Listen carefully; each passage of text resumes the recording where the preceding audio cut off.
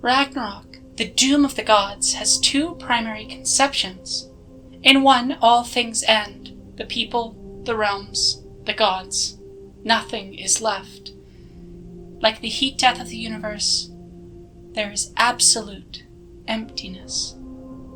In the other, Ragnarok is the end of things as they are, and a new beginning born from the ashes of the old. Abstraction teaches us to discretize the infinite into the finite, to make it so all things have beginning and end. But reality is that things are continuous, that every ending is in fact something else's beginning, or merely a continuation. We are the results of continuous processes. Even cataclysms, though violent upheavals that cause great destruction, bring about fundamental change. Beginnings and endings are merely our way of conceptualizing these ongoing existences. Standing on the precipice of violent change, unknown what's ahead, and certain of the destruction of what's behind, is terrifying, even when what's come before was horrifying itself, because at least it's a devil you know. Choosing to change, to bring about something new, is difficult, even when necessary, and sometimes people choose to flee from that, as if you can ever truly flee changing. For many queer people, long before we come out, we feel a pull towards media that reflects an inner self, or that we can project ourselves into. A significant amount of my own work has focused on examining media that affected me and appealed to me in this way, and examining works that closeted queer people made before they could even come out that expressed the feelings. And everything else I discussed about the first act of The Matrix, for example. Being in a closet can feel like sleepwalking through life, a hazy, surreal existence, disassociated from any sense of self or reality. As such, the media we project ourselves into can feel more real than our waking life. Growing up in places where queerness is either not discussed or actively derided is deeply isolating, and any escape becomes incredibly welcome. Sometimes the escape is positive and sometimes it is negative, but either way, as we come out, we tend to recontextualize our experience of that art. But what happens to our relationship to that work when we bury ourselves and never resurface, when we live a half-life in a grave trapped within what we're not? When we never accept or understand ourselves, when we let the version of ourselves we made to survive overwhelm any true sense of self until there's barely any self left, when we deny any possible future in lieu of a decaying present. The trailer for I Saw the TV Glow instantly hooked me. From the first moment I saw it, I felt pulled towards it. For reasons I couldn't understand, it felt like an irresistible queer siren song. A feeling echoed by Owen in their first scene staring at the trailer for The Pink Opaque after opening on the ice cream truck. I later learned the director, Jane Schoenbrun, was trans and that the film was about queerness. So when it was finally showing in my city, 2 nights only in a small theater, I excitedly got tickets and went with my girlfriend. It took a food processor to my heart after brutally ripping it out slowly.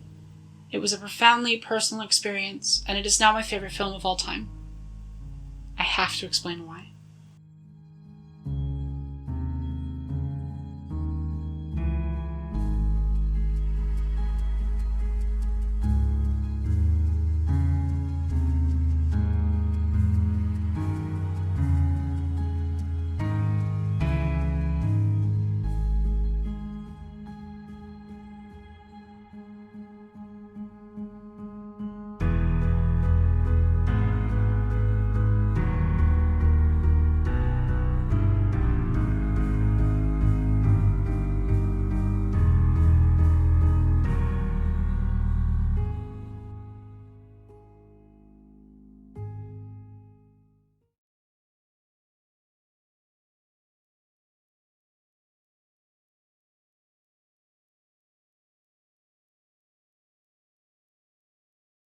Before I continue, I will be spoiling every detail of the film, so please go watch it and come back if that matters to you. It was raining last night and I couldn't sleep, So I started my favorite TV show again, The Pink Opaque. At the beginning of the film, we see Owen drawn towards this trailer about a show containing two very queer-coded girls. The show is a love letter to Schoenbrun's own childhood special interest, Buffy the Vampire Slayer. Owen's illuminated gaze fades into a parachute in a gym class, unsubtly lighting them in the colors of the trans and bi flags. Their connection to the identity is refractory here. The parachute is situated between banners for Void High School boys and girls teams, as if it exists in the space between them. He gazes up with wonder at this light as Anthem for a 17-year-old girl plays over this hazy dream of childhood. Immediately the glow is connected not just to transness and queerness through color, but also by the needle drop and by the show, showing that deep down, Owen is a girl. Her anthem is playing after all. I remember pieces of my childhood in a similar way to Owen here, contextless moments, drifting. A much older Owen narrates to us as they approach the campfire from Are You Afraid of the Dark? This illusion goes beyond just a mere visual familiarity, though that does help with the nostalgic haze the film plays with. The kids in that story are always surrounded by friends, by connection.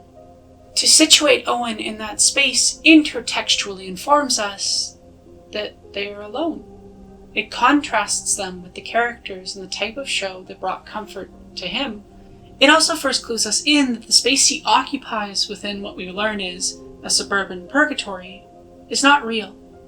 Every time I watch this opening, my thoughts drift to a concept that I coined, queer relativity.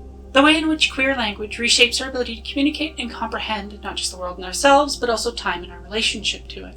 Owen initially tells their story much the same way, at least at first, that I did in my video on the topic. We both experience time slipping back and forth.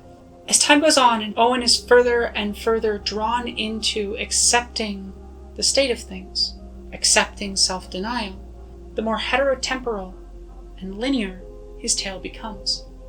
This older Owen is miserable, so he drifts back to childhood, staring at that fire. Back in the 90s, the younger Owen is at a high school because his mom is voting. It's evening, in that weird, eerie time where the place normally full of life becomes dreamlike. Owen is drawn to an older kid reading a TV guide to the Pink Opaque.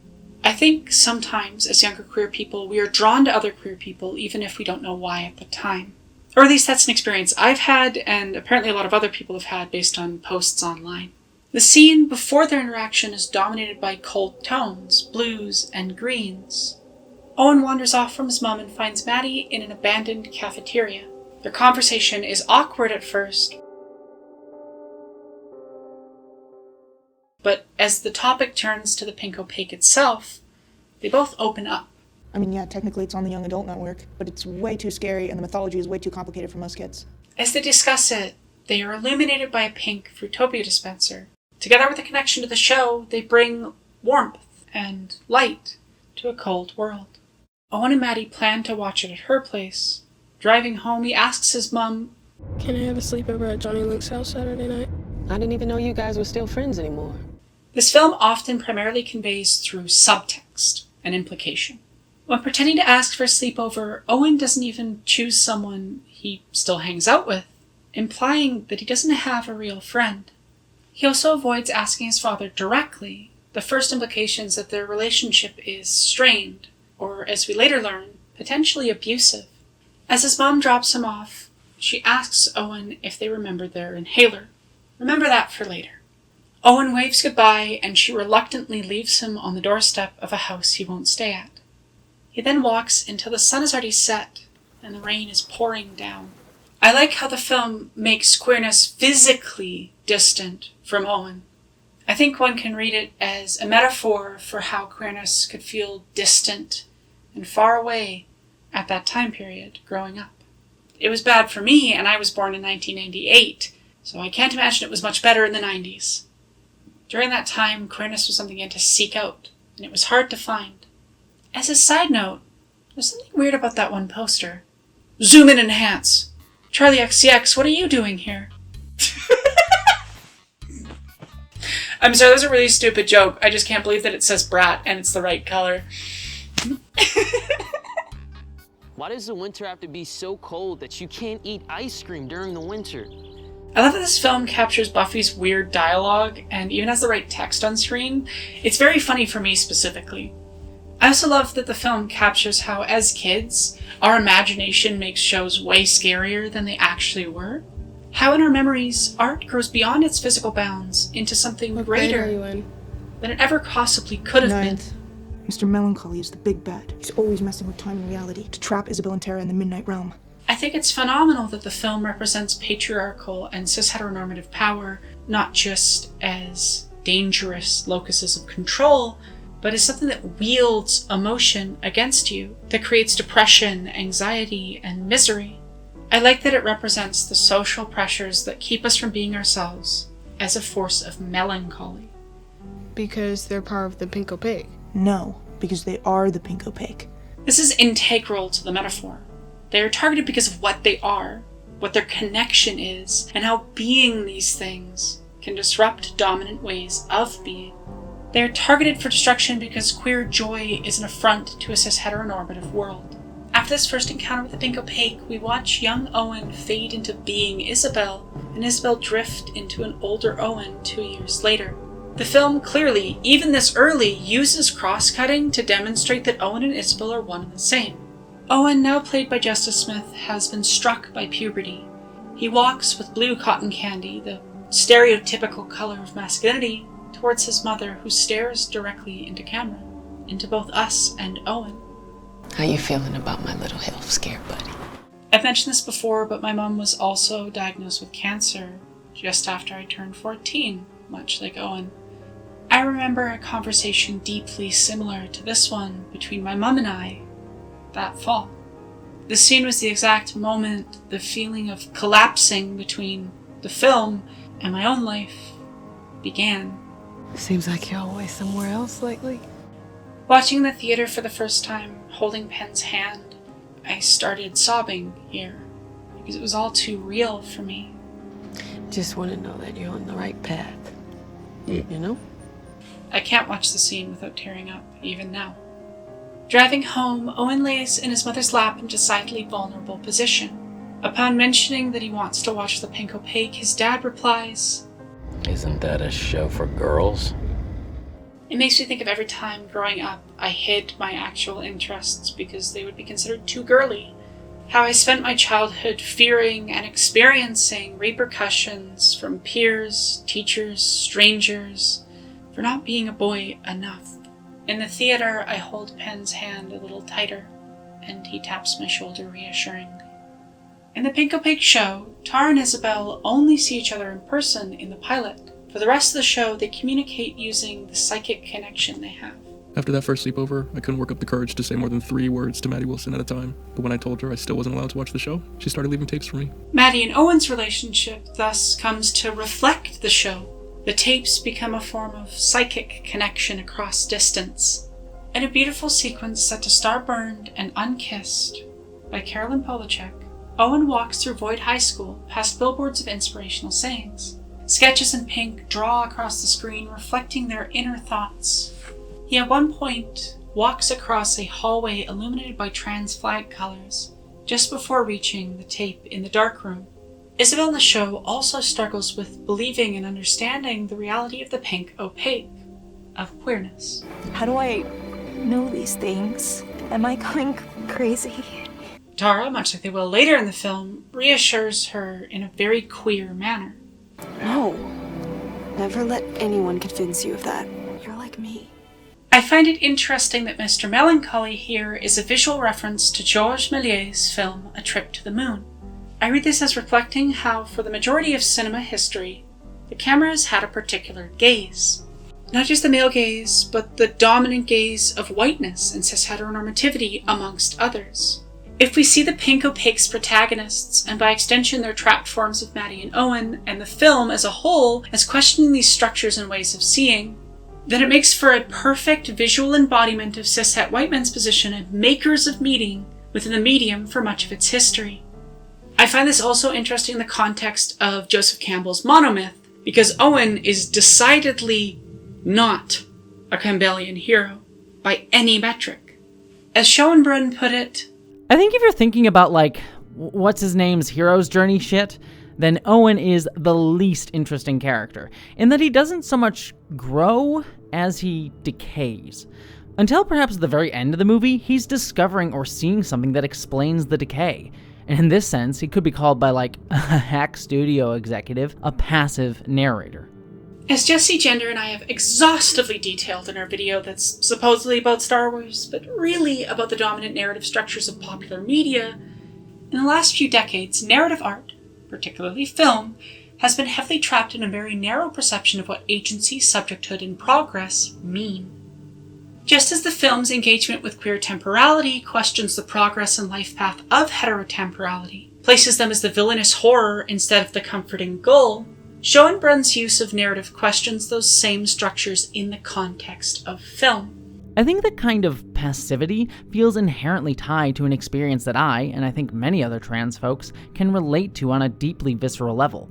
It indicates exactly how our ideas of what proper narrative or progress is not only woefully limited in the experiences it's showing, but also, like, maybe by definition, masculine and cis.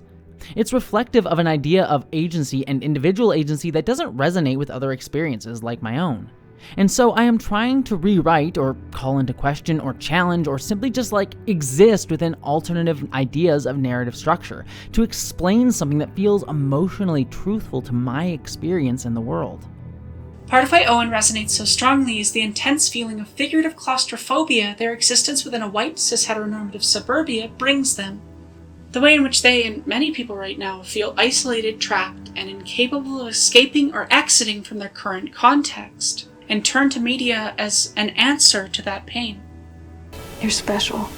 Is an appealing message to a lonely teen that feels anything but. It's also often the message of YA media in general. Earlier in the film, Maddie describes Isabel as... Isabel's a scary cat. She's kind of the main character, but she's also kind of a drip. Isabel Owen is placed at odds with the role that's been hoisted onto them. If the history of film looking is white cis-het men as bearers of the look, as the agents and subjects of a story, then in a way, Owen Isabel's genuine black queer feminine self, being at odds with that role, is a metaphor for being trans. They do not fit the position normally reserved for a white cis-het man, and that questions whether the position should be reserved for them at all. How can I have a destiny? This echoed delivery is a masterful demonstration of how often Owen seeks out this media for comfort, but also of Owen's insecurities and their central flaw, their inability to believe in the possibility of a future.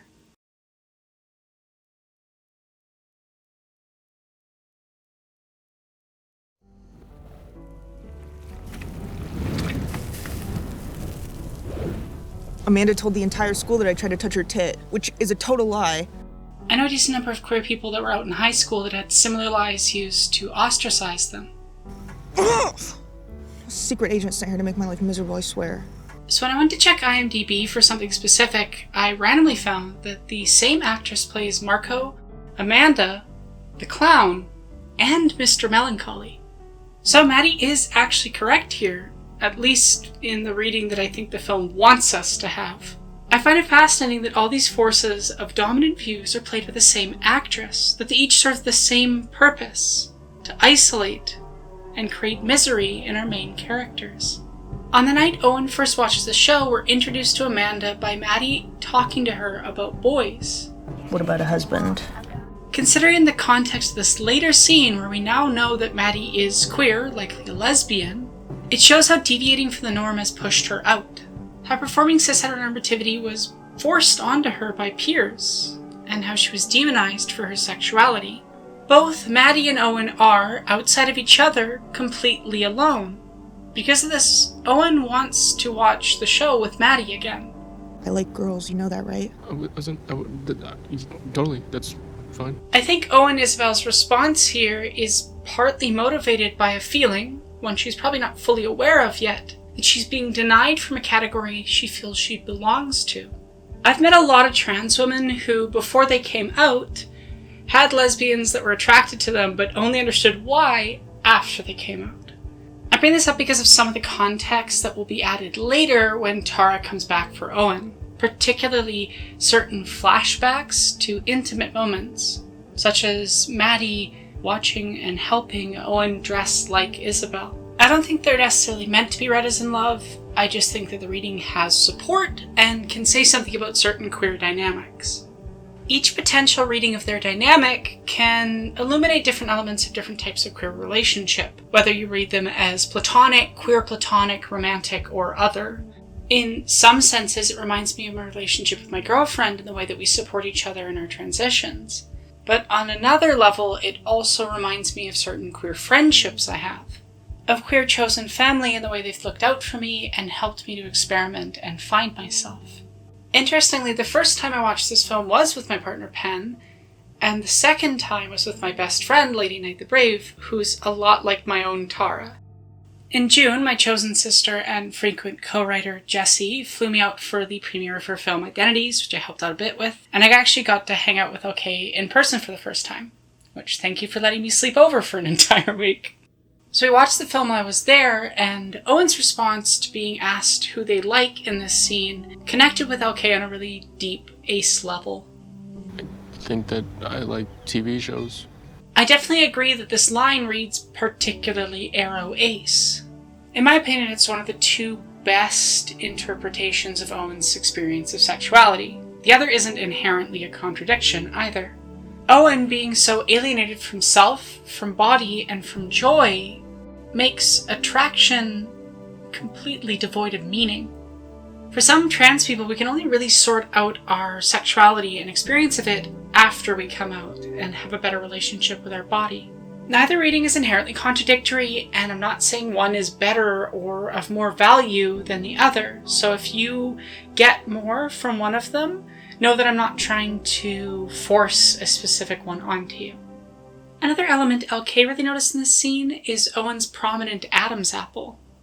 I think using this camera angle to emphasize an element of the body that for some trans people can be dysphoria-inducing is an interesting choice, especially when combined with the ways this scene confronts Owen with their repressed desire to be a more femme person.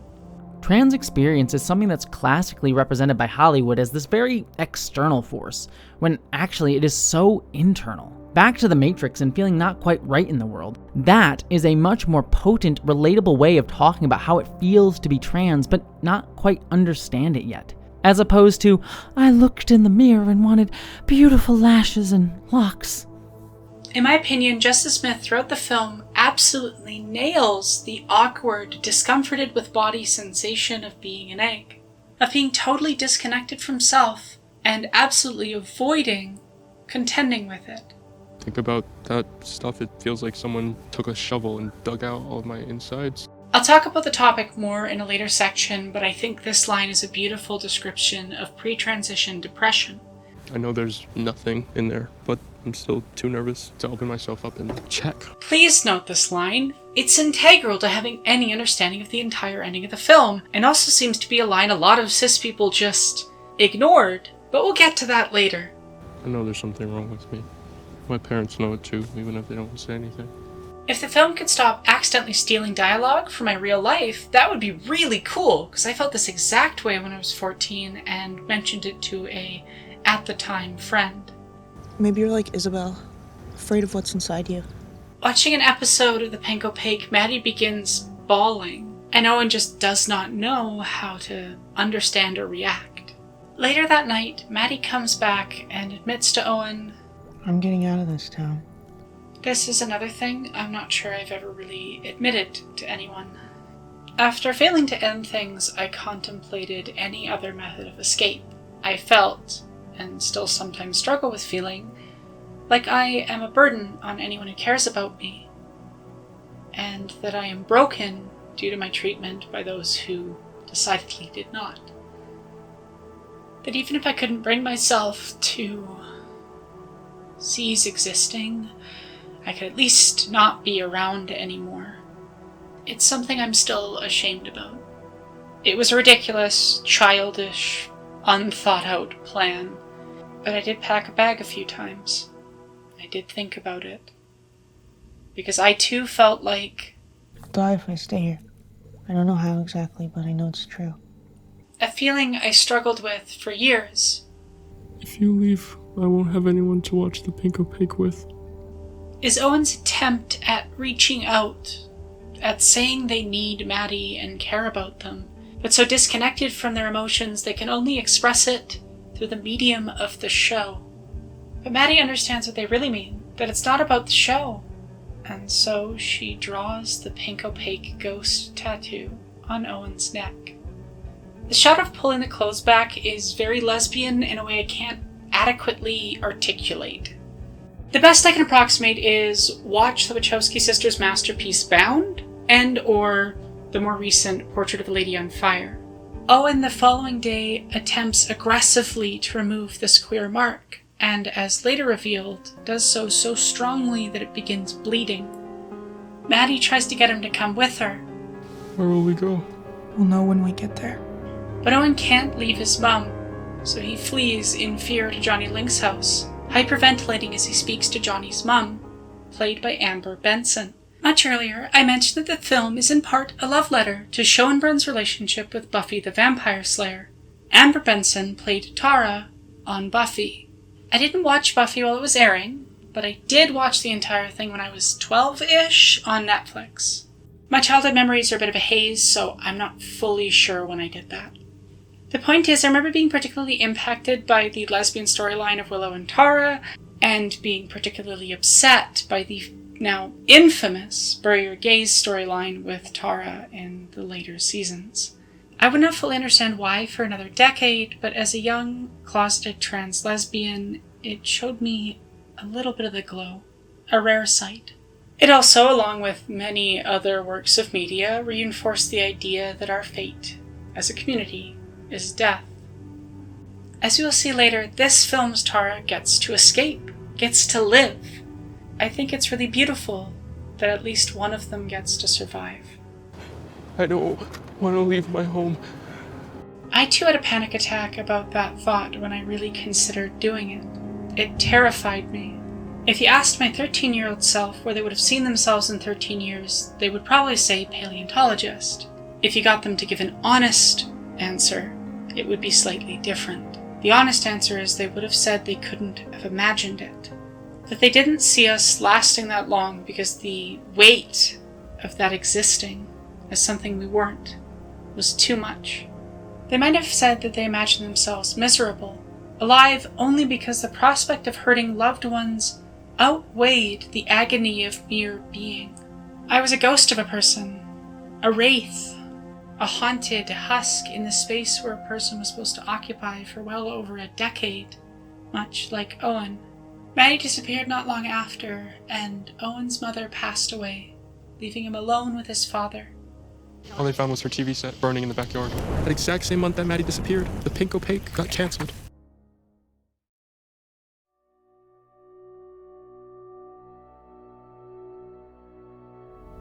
And I haven't told you anything tonight that you don't already know. Sometimes I wish I could just be a woman without all of the baggage from someone else's corpse, because his ghost haunts me still. The weight of society's eyes, your eyes, lay heavy on me. All of the projected, invented sins grasped me like chained traps. Sins are, first and foremost, in the eye of the beholder, and for many, being a woman is a sin, and changing yourself a greater one. So how dare I become a beautiful woman? It is fitting, though. The original sin was a woman who ate, after all, born of her having a desire she was not supposed to. Seeking truth as a feminine figure is never safe from righteous punishment. In my opinion, Eve was right, though. It's not our fault that eating the fruit of knowledge cast us out. We were really acting in our nature, and thus punished by systems never intending to include us. Men invented stories to justify seeing women, especially women seeking knowledge, as a threat. They blamed all suffering in human history on this one act, on knowing yourself. 8 years later, Owen stands amongst collapsed bouncy castles and the remains of a bygone joy. A single solitary blue balloon slowly losing its buoyancy, an externalization of his own decaying state, floats sadly nearby. He is no longer lit by pink, but by a dull blue, fading and crumbling away. It makes me think of the Broken Bells album After the Disco, this hazy, haunting come down from a place where joy once held court. Owen has the exact interaction I hate having in drive-thrus. What would you like, sir? Yeah, sorry, Are you there? I think you can interpret the scene as a microcosm of the disconnect and divide they feel with other people. He's working at a movie theater where he stumbles in on his manager doing a thing I can't say because it's YouTube. Owen apologizes profusely despite this clearly being an issue with the manager. He gets teased about sexuality and social behaviors by his creepy cis coworkers. Why don't you look at me, please? Just make eye contact with me. Seriously. I haven't talked about this element until now, but to me, and my girlfriend who's also autistic, Owen reads as exceptionally autistic, and to a lesser extent so does Maddie. From going nonverbal to his special interest being a major element of the film, to this scene where he experiences something I did often growing up. People pressuring you to mask, to perform the correct social behaviors. Hey, look at me in my eyes. The reason I like the interpretation, beyond the personal connection that I have to it, is that it furthers Owen's own alienation from those around him. It further compounds the layers of normative pressure and gaze being applied to them. When he had Maddie, another queer autistic person, he had someone who understood the world the same way and spoke the same language. Now he can only find connection in the screen. As Owen drives home from work, a fallen power line sparks and an impossible tear in reality forms on the street in front of them. Bits of the Pink Opaque episode guide swirling out from it. I think about times before cracking my egg where I would be driving home alone and thoughts that I tried to avoid would well up, about self, about who I was, and what I was. Owen reads the episode title out from a page. Season 6, Episode 1, Escape from the Midnight Realm. Our first hint at what is really happening here. I'm sorry that I'm late. There was a down power line. He returns home, but I'll discuss this scene when I get to the dedicated implied abuse section. Owen sits in the same room as he did as a kid, using his inhaler because he's increasingly struggling to breathe. He sleeps with the TV on, and is sleepwalking through work. Owen is barely there. That's when Tara shows up to radiate trans joy in the grocery store. I don't know why that's funny to me, and I can't even credit the original Tumblr post because it seems to have been taken down, but people were posting screenshots of this scene and putting the caption, radiating trans joy in the grocery store under it. And it's just my favorite thing. Here's me radiating trans joy at various locations. And yes, this means every character model in a video game that's A-posing is radiating trans joy. I don't care what you think, I make the rules. Okay, full honesty, when I was thinking about this costume, I was just like, oh yeah, I'll dress up just like Tara, I'll pull my hair back so it's kind of short looking, it'll be great. Dysphoria immediately. Looked in the mirror. I think I kind of nailed it. I got the look. I'm not sure that was a good thing. I sent a photo to my girlfriend and he found it really weird to see me look like that. He said it would probably feel the same type of weird for me if I saw him in a dress. Drag King Tara. Do you remember me? Anyway, Tara, and I'll explain why I'm calling them that in a minute, has come back to try to help Owen and Isabel escape. And I love that they're kind of dressed like my butch partner here. Tara, in this first shot, back in a body that feels alien to them, holds a chunk of meat in their right hand. Meanwhile, Owen shops for vegetables. I'm not sure if this is just meant to be off-putting, or if it's meant to be a visual metaphor for active versus inactive characters. That's the closest I've come to a reading on the scene. When Owen realizes who they are, he embraces Tara, thinking she's still Maddie. The two walk past the decaying advertisement for a grand opening. Once again, the world reflects Owen's growing weariness. Much earlier, in the Fruitopia scene, Tara, when handing Owen the episode guide, mentions that It's got quotes and pictures and info about the double bill of bands that plays each week at the double lunch. As Tara is trying to help Owen and Isabel realize who she is, they bring them to a queer bar for a double bill of bands. The bar's name is the Double Lunch. I am trying to reserve my frustration with cis audiences for the final chapter, but how? How can you see scenes like this and go, none of the pink opaque is real, none of the supernatural elements are real? It's so clearly supported in the text to read it that way. As well, the structure of the film is reflecting the structure of the show because this is the season 6 premiere of the Pink Opaque, as Tara explains later. As such, the bands play just a little bit over the midpoint of the film, much like they would if they were in the episode of the show. I know a place on the edge of town. It'll be safe for us to talk there. Reflecting what Trinity does with Neo at the beginning of The Matrix, because they serve the same purpose. A queer club where agents of oppression can't get in.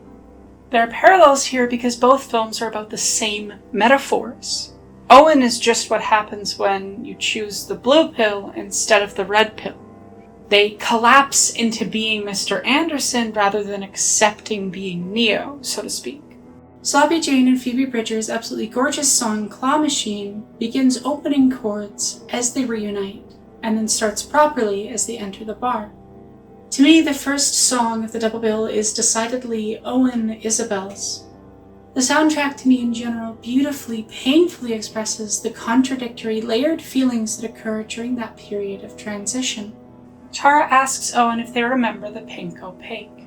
Tara then clarifies that they are not asking if Owen remembers it as a show.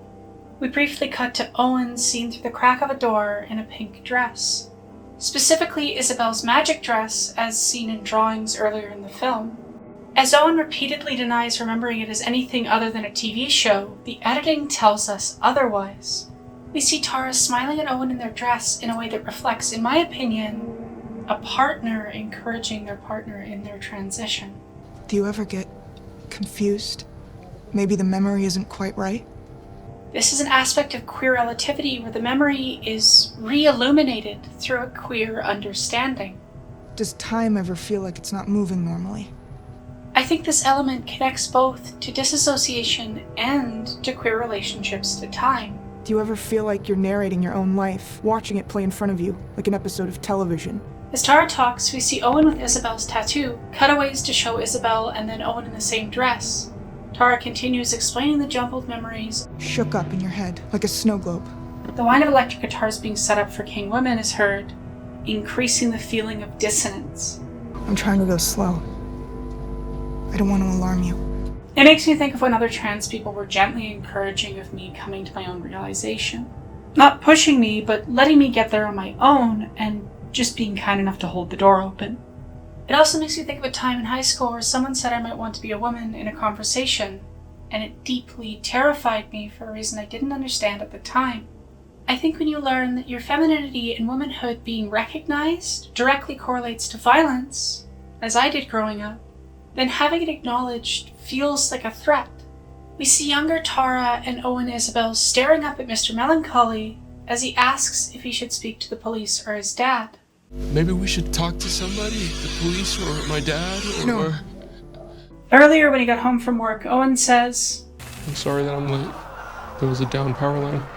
Owen to me reads as scared in this scene. His father, lit much like Mr. Melancholy, is an ominous, moon-like presence staring judgingly back at them.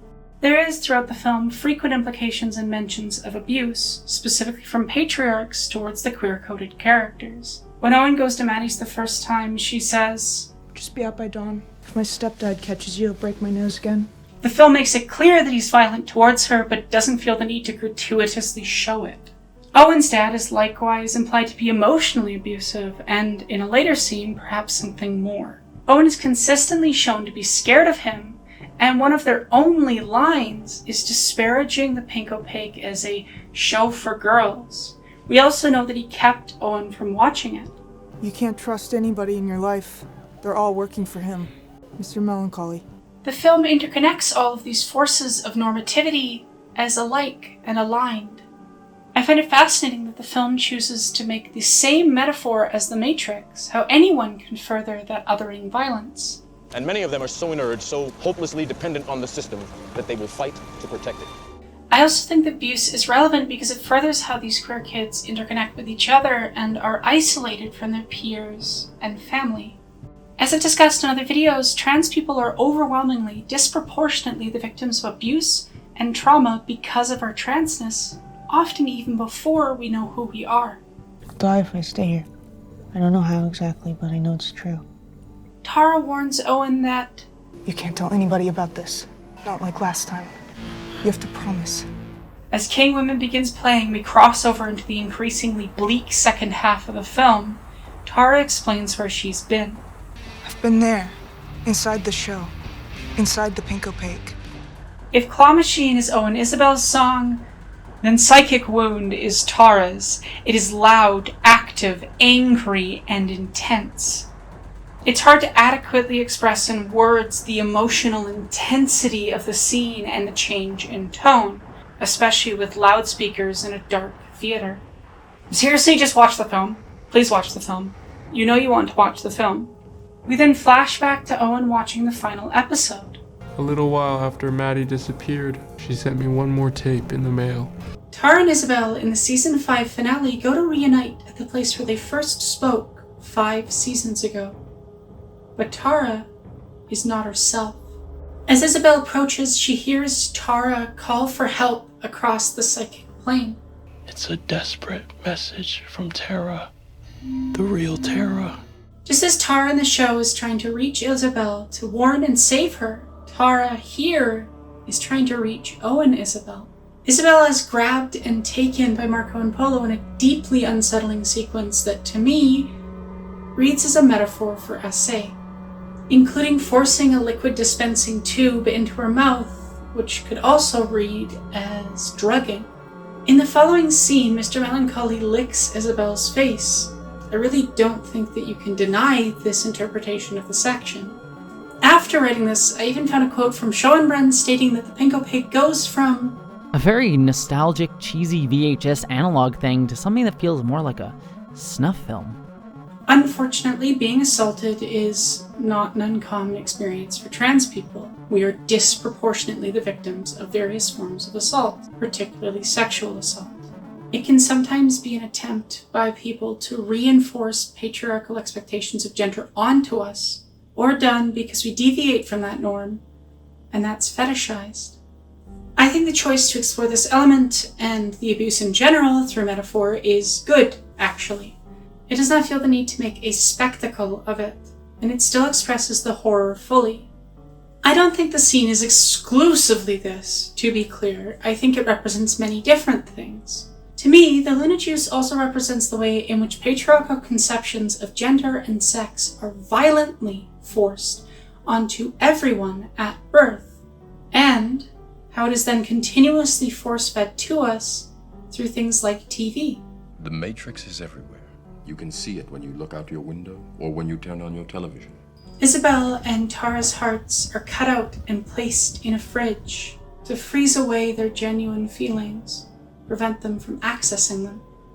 They are buried to suffocate in a way of being that is incorrect for them, disconnected from their true body and experience of self. Mr. Melancholy shows Isabel a snow globe of Owen at the beginning of the film, stating, "You're gonna love the Midnight Realm. It's such a wonderful prison." A prison for your mind. Mr. Melancholy then tells Isabel that she won't remember anything.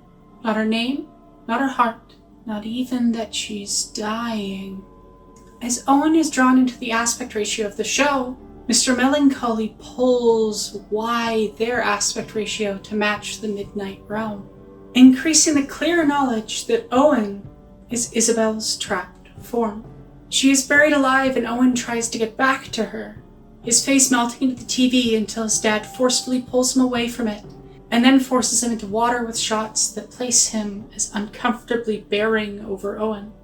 I read this as both a reflection of Mr. Melancholy and of the metaphorical essay from the previous scene. This is my home! Owen cries out in agony, and then at the end of the scene, screams with Isabel's voice. Owen is violently punished for the sin of knowing, of remembering, of trying to be again.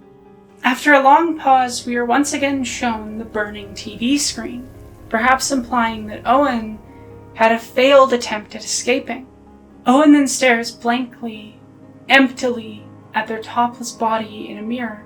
I've mentioned it before, but I used to do that too, staring into a mirror, trying to find myself somewhere in there.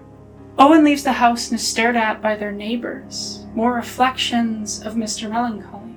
Tara explains to Owen what happened, where they've been, and how they're trying to help them escape. Owen's scared to understand, scared to even acknowledge Tara. So Tara takes them to the football field and they once again run away. Because the knowledge of self and accepting it is too much, too terrifying. If I had the power, I would tell Eve and Owen what Maegen McAuliffe O'Leary states in her poem, What I Would Tell Eve. Eat the fucking apple. They're going to blame you regardless. You might as well go to the gallows with a full belly, knowing more than God.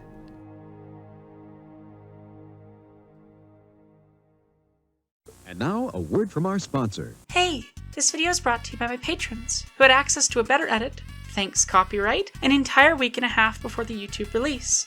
Patrons get access to my scripts, exclusives, and early ad-free versions of the essays. As well, patrons who give $5 or more get access to the Discord.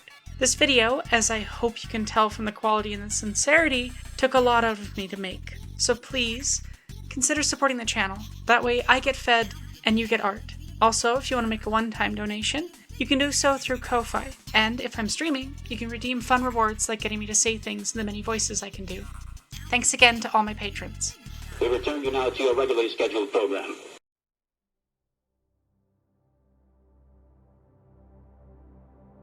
We need to go back down into the soil tonight. The longer you wait, the closer you get to suffocating. When he runs away from connection, older Owen is truly alone, with no one to speak to. This is why he narrates. He speaks to an imagined audience. He dissociates himself from his life, places himself as a narrated character. Earlier in the film, after showing Owen the pink opaque for the first time, Maddie tries to go to bed, but then returns to say, Sometimes the pink opaque feels more real than real life. I too dissociated myself into media, particularly books, often connecting more with the smart, nerdy girl that was a companion to the main character than the protagonists themselves. Particularly Annabeth Chase and, well, for no particular reason, here's a video Jesse and I did on J.K. Rowling. Love that a number of my childhood special interest books were written by raging bigots. Shoutouts to Orson Scott Card too. At least Terry Pratchett was openly vocally supportive both in real life and in his works. When they were out in the fog, Carrot said, "Do you think there's something a bit odd about Littlebottom?" Seems like a perfectly normal female to me, said Angua. "He told you he was female." She. Angua corrected. This is Ankh-Morpork, you know. We've got extra pronouns here. She could smell his bewilderment. "Well, I would have thought she'd have the decency to keep it to herself," Carrot said finally. "I don't think it's very clever, you know, to go around drawing attention to the fact." Carrot, I think you might have something wrong with your head, said Angua. "What?" "I think you might have it stuck up your bum." It took me well over a decade to understand why I loved Angua and Littlebottom so much. Tara's my favorite. She's super hot, and she doesn't take shit from anybody. In her article, I Saw the TV Glow's ending is full of hope, if you want it to be. Emily St. James explains how, For most of my life, I thought I was a character in a TV show. I knew that I occupied reality. I knew that the things I said and did mattered to the people I knew and loved. But I also knew that in an infinite number of possible universes, there was at least one where I was, indeed, the subject of a TV show. Being the main character gave my very boring life an inherent importance and sense of purpose. It meant I didn't bear any responsibility for my own life, and I didn't have to make choices that might rock the boat, lest the status quo of my show be interrupted. I have never talked about this with, I think, anyone, but I felt the same way growing up. Like I was a character that was trapped, and would someday wake up from that dream. I was deeply ashamed of this belief. I assumed as I grew to adulthood the compulsion would wither away. Instead, it only grew stronger. Fed by a wicked combination of depersonalization, in which my fundamental connection to my physical body felt tenuous, and derealization, in which my connection to reality itself felt tenuous. I too felt a lot of shame about it. Depersonalization and derealization are hard to explain if you haven't experienced them. The best I can approximate is it feels like living life in second person instead of first person, as a geist barely tethered to the real, not knowing what's dream and what's tangible. When I came out as a trans woman in my 30s, I discovered that my shame-provoking delusion was an overdeveloped coping mechanism. I really had been faking a life as a man, dictated by the whims of others, family, friends, society, etc. Once I stopped doing that, I ceased to be fictional. My sense of reality and actual reality finally aligned.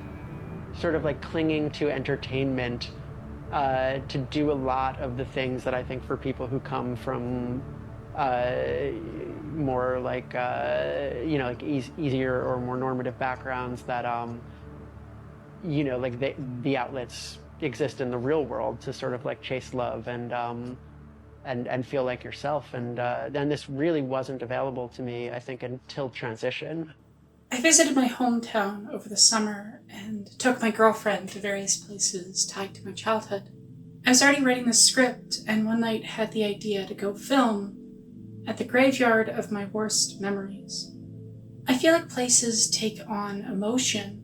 It seeps into the walls and floors and roofs over time. If I was to assign a single primary emotion to my Catholic elementary school, it would be shame. To stand where its edifices once were, empty and filled in as if it was never there to begin with, filled me with a profound sense of calm, as though, in burying the place, the shame was buried with it. Like one more tethered to that person I wasn't, weighed on me no longer. When Tara tries to help Isabel free herself, she takes them to the high school, to the football field. They take her to bury the person she occupied through high school, to free Isabel by letting go of the identity she used to survive in reality defined by melancholy. To let go of this false self, to let the past die so something new can grow into that future horizon. If I was to assign two primary emotions that seeped into the walls and structures of my body before transition, it would be misery and emptiness, disassociating through life on autopilot. The lights were on, but I wasn't home. Even as it threatened to choke me, to drown me in melancholy, I was scared to let go. Scared to open up and peer at the truth. Maybe tomorrow won't come if I just don't sleep. A family member somewhat recently said how wonderful it is to see how happy I am now, that I had a profound sadness to me growing up, and they don't see it anymore.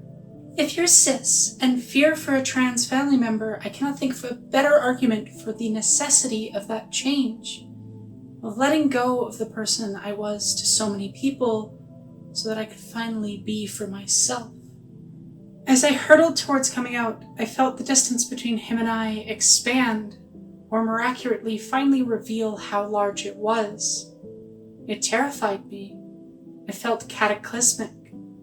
It felt like a death and rebirth. I had to bury him because if I didn't, I would be buried with him, same as Tara and Isabel and their purgatorial shells. One had to be buried so that both wouldn't choke in a shallow grave. The reality is, this was hard to write, and I Saw the TV Glow was hard to watch because it required dredging up his corpse and having a very frank conversation with it.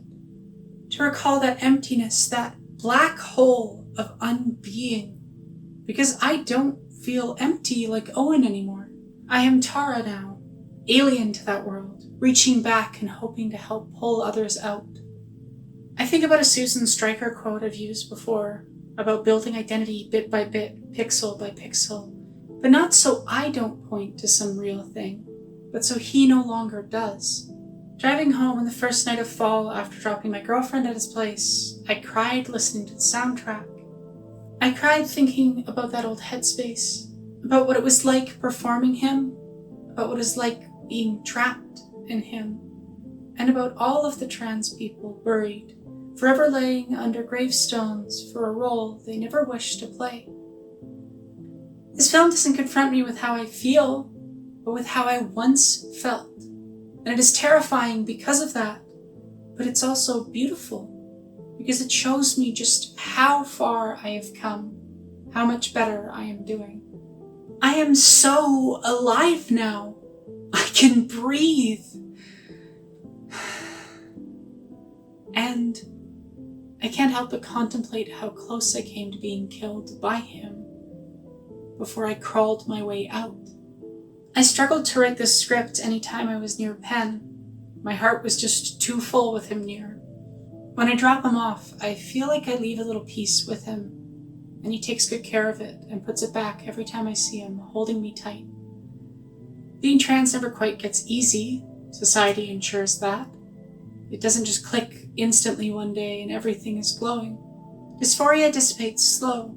It's a fading pain in the face of the tiny changes adding up, until one day you're in your parents' place and you see a photo and think, who is he? I see nothing of myself in that stern, miserable grad photo. His dead eyes are now merely a haunted memory. I once talked about how we leave bits of ourselves behind the objects we inhabit, touch, and connect to. Sometimes I wish I could burn his away. Sometimes I'm okay with the fact that he's there, separate from me. Gone, but not forgotten. I'll talk more about reconciling with that past self and my experience with that another time, in a cheerier video. But for now, I want to talk about the rage and the disconnect. I want to be extra clear that what I discuss in this chapter is not a universal trans experience, because trans people are not a monolith. I think part of what makes the film as powerful as it is, it doesn't try to present a universal experience, but a particular, specific, and unique personal one. There are many trans people that feel more continuity with their past selves than I or the characters in the film do. And our two very disparate experiences do not invalidate each other. If you feel that you were genuinely a different gender at one point and it evolved over time, I am not trying to invalidate you by discussing my own feelings. I am preempting a criticism I think was falsely laid at the film's feet, that it is trying to present transness as a monolithic single experience. An especially absurd criticism in the context of a film where there are multiple trans characters and they have drastically different experiences of gender, transition timelines, and life experiences. There is a version of me that is crystallized in the memories of people I no longer know. A corpse that lives only in the minds of those unfortunate enough to know only who I'm not. I got this tattoo to cover up a scar, because in some ways I wanted to bury the pain he caused me. I worry I did it out of spite, to undo the marks he left on this body, to cover up his gravestone.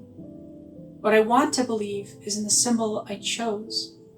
It's a symbol of growth and new life, sometimes placed on graves, and often connected to trans femmes.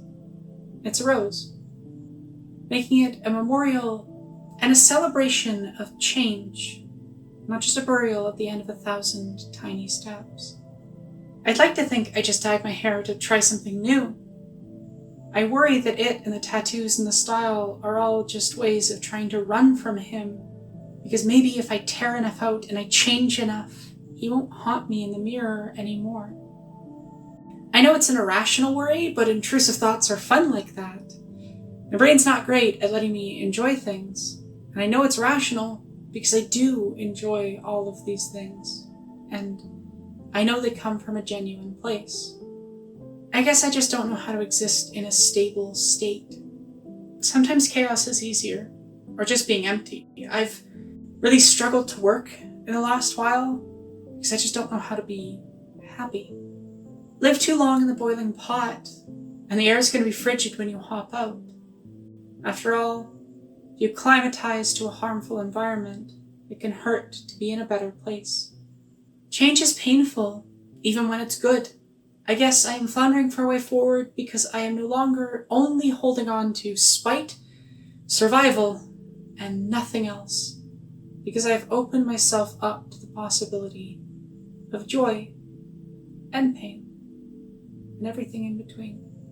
Creation and destruction are sadly intertwined, and it's unfortunately easier to rip out the roots and till the earth, and it's harder to grow something sturdily and slowly and with care. Confronting the existence of a future when you never intended to have one is terrifying and difficult, even more so when people will not let go of what is no longer here. I have found since coming out that a lot of cis people want the person who used to be here. I told you that's not my name. That manifests in many and varied ways, but it always fixates on what came before. I don't know how much of him was even real. I don't know how much remains, and I don't know how much I want him to be here. Sometimes it's none, and sometimes I accept they're a part of me, more so in the way that someone you used to know's influence sticks with you. Either way, I need you to know that I am not just that person, but with boobs now, and I need you to let me bury him. For those who knew him, I know that might feel like a rejection of love, or that I am saying, because he wasn't me, that I am rejecting my relationships with you. Both are untrue. I remember a well-meaning family member, in a misguided attempt at saying something nice, that I would always be their relevant masculine familial term. And I need you to know that there is nothing I am more terrified of than that. The thing is, he loved you. And as the person who crawled out of that grave, whole and healing, I'm able to love you in a way I never was, without my heart. And as Tamsin Weir puts it in the Locked Tomb series, you can't take away love. He loved you, and the only reason he made it as long as he did is your love for him. But I need you to love me as I am, and not for the thing that I grew out of, that I escaped. Anyone who looks at me and feels the need to reassure themselves that I'm still him, I need you to respect his last wishes and let him rest. Because a wound reopened doesn't heal. I saw a TikTok the other day from the account Dysphoria Blues that said, "Killing my old life to start my new one. Turns out it begs for its life, and you can't spare it." Maybe if people stopped pointing at his ghost, it would give me the space to stop trying to hate myself into a different shape. When you say I'm the exact same person, it is an insult to all of the growth and healing I have undergone. It is an insult to who and what I am. It terrifies me because I worry that you only loved something I am not, and the more I become myself, the more you will pull away. It's a fear, unfortunately not unfounded, due to certain experiences I've had. It's agonizing watching someone lose love, and even lose liking you, because you refused to perform something that was killing you. In the last couple of years, I lost a family member twice. I wish I could just remember them as they were to the person who had to die for me to be free. Sadly, some people will see your true self and be horrified. They will push you while saying that their hate is love. Some people can never forgive you for the crime of being yourself and not the projected idea they had for you, not even on their deathbed. They had nothing but love for the role I played, but there was no love in their eyes when they accosted me. In that lost confrontation with me, they tried to use their dying to pressure me, to tell me that I would regret choosing my community, my dignity, my self-respect, my ideals, my belief in human rights, over a relationship with them built on falsity where I let them breach every single boundary. All I can say to them and anyone who wishes I didn't outlive my cocoon, I regret nothing. I'd really like to believe they did, even if they couldn't admit it.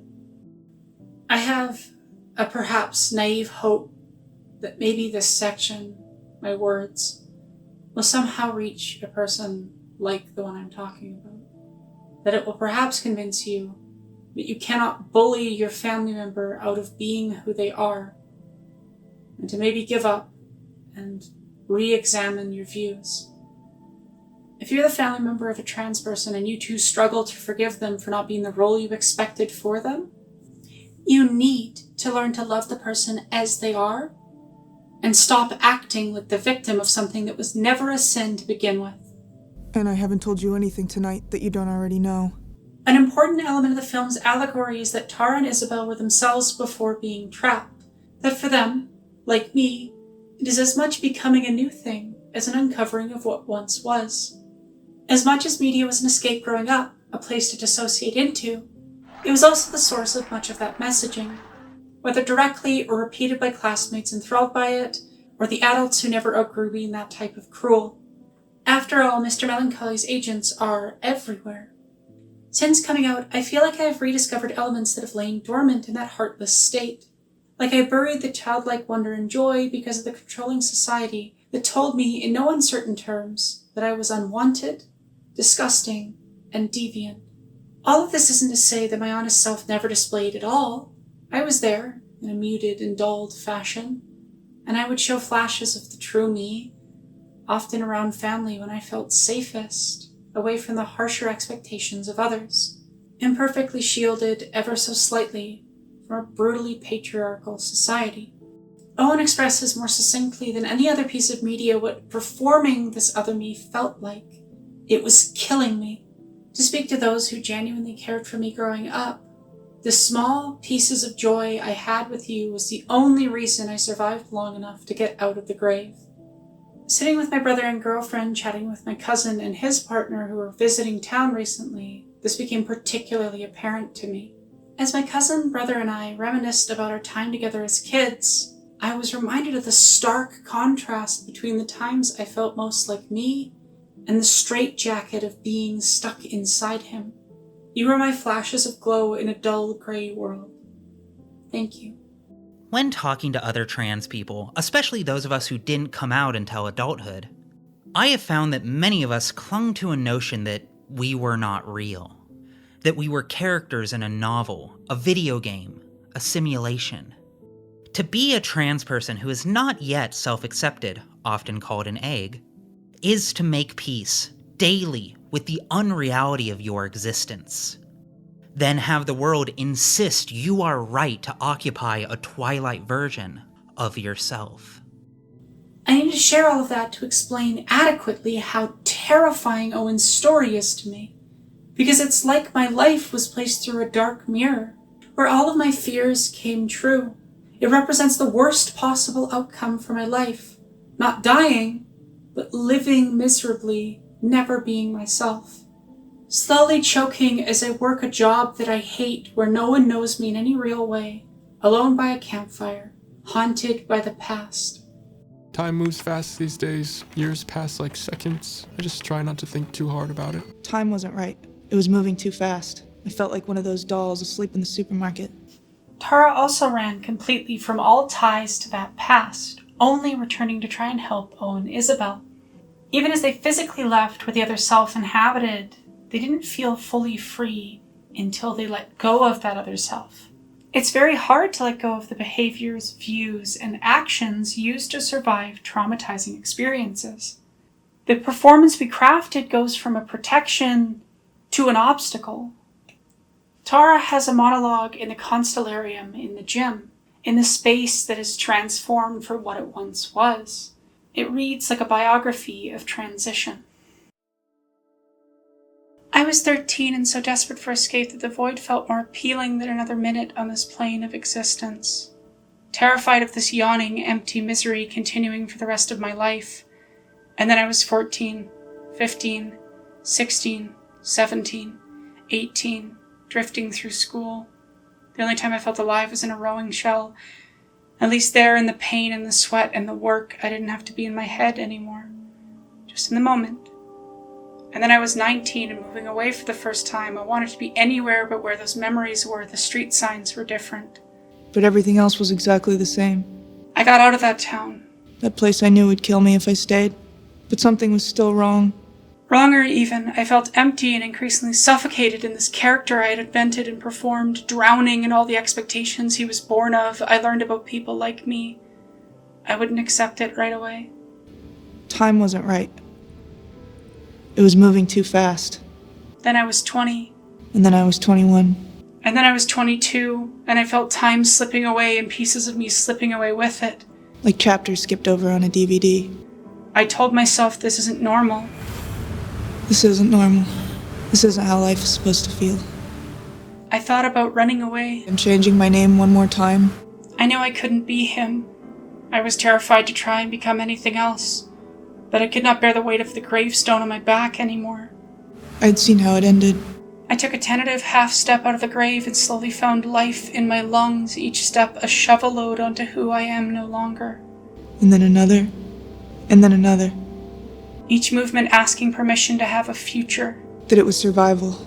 I stand half in and half out in a video where I defined an identity that was only half right. I said to myself, this is crazy. What you're doing is crazy. But another part of me knew that it wasn't. I'm 23 and I realize I cannot deny it anymore. While transition can mean many things for many people, the half step hasn't fixed that I don't want to be in his body anymore. I bury him for real. My friends pack in the dirt. I try on new clothes that feel far more comfortable. I'm 24 and I start HRT. And then I was at the surface, gasping for air, rain pouring down on me, thunder and lightning. It's like I've been drifting through life in a grayscale world and someone's finally brought color into it. And just like I was waking up from a bad dream, that whole life, that whole reality where I was Connor, drifted away, like a brief hallucination that after a few moments I could hardly even remember. I'm finally me again. I'm 26 and my dad's shaving the side of my head. He's nervous about getting the line right, and I'm just happy and grateful that he participates in this ritual with me. I know how lucky I am to have him. My girlfriend texts me to remind me to take my hormones. I feel lifetimes away from the awkward, barely out egg who started this channel. I'm equal parts proud and embarrassed by them, but I see bits of myself there, and more so in every single video that comes after, shovel load by shovel load. I sometimes consider delisting my earliest work, but I keep it there because I think it embodies an important aspect of human existence. That we are processes and not endpoints. I hope that it will help some other awkward, barely cracked egg figure themselves out. I know it has for some already. I never intended to have my work become a transition timeline, but unintentionally my channel did.